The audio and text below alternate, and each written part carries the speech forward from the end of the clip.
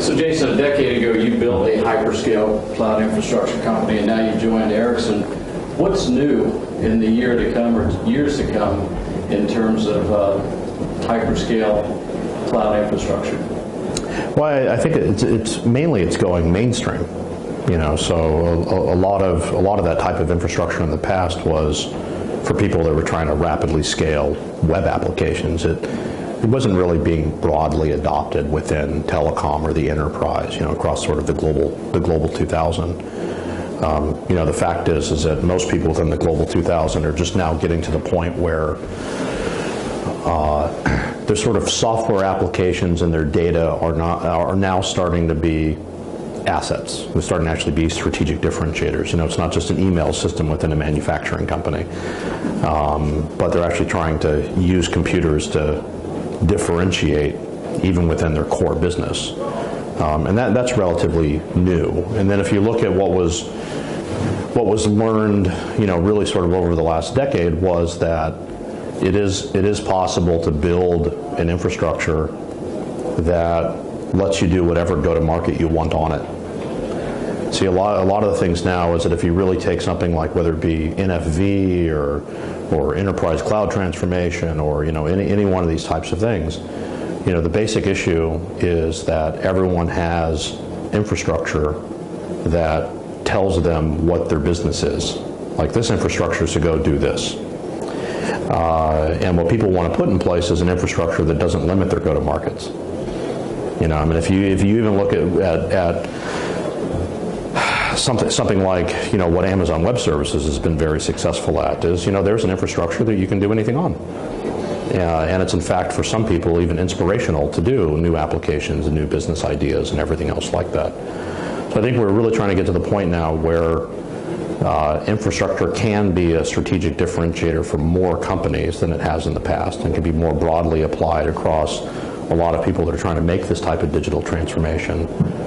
But then it is possible now to actually build infrastructure that enables any go-to-market that you want on that infrastructure, and hopefully even be inspirational for new business ideas.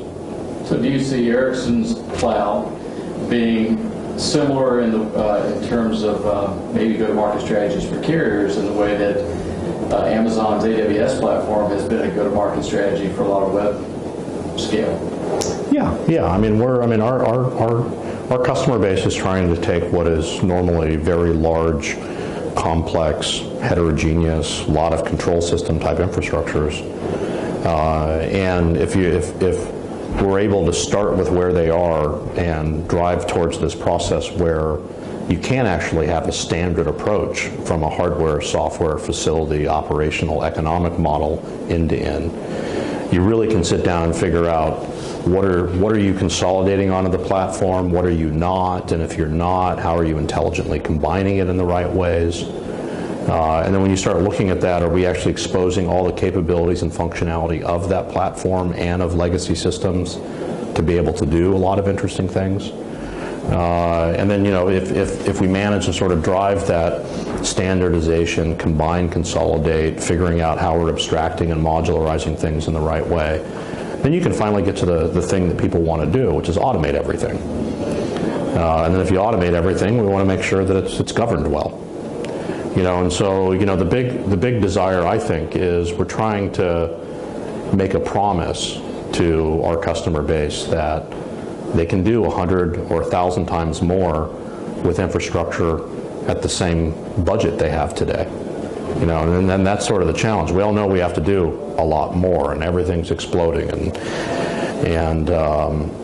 yet no one's budget's going up 100x, right?